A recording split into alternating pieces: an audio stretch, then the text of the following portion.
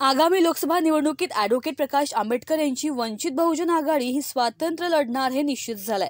त्यामुळे आता प्रत्येक जिल्ह्यामध्ये पदाधिकारी लोकसभेचे संभाव्य उमेदवार हे निवडणुकीच्या तयारीला लागले आहेत।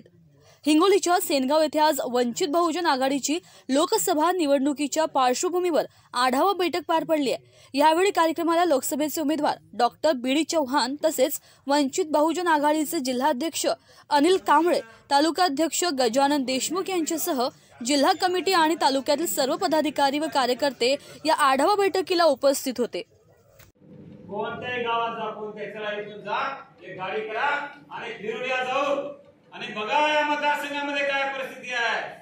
चांगले चांगले नामी टाकून दिले, चांगले चांगले म्हणाले आता अरे हे यांच्या फाईट मध्ये, यांच्या ताकदीमध्ये वंचित बहुजन आघाडी या ठिकाणी निघू शकते।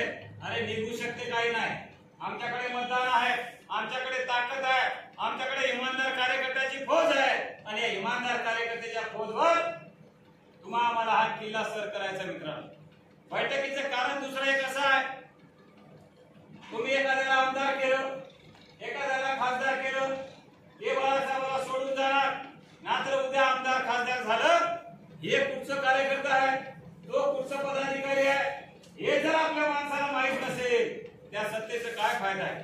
मग हे चोर आपल्या जवळ येणार, गावामध्ये म्हणणार की माझं मी हे गाव तुम्हाला पूर्ण दिलं, मी तुम्हाला ही गाडी दिली होती, ही माणसं तुम्हाला दिली होती। हे आजूबाजूचे बिनकामाचे लोक आपल्या घरातला हिस्सा दुसऱ्याला खाऊ नये म्हणून आपल्या कार्यकर्त्याशी ओळख करणं अत्यंत गरजेचं आहे मित्रांनो। म्हणून आपण या बैठका लावलेल्या आहेत।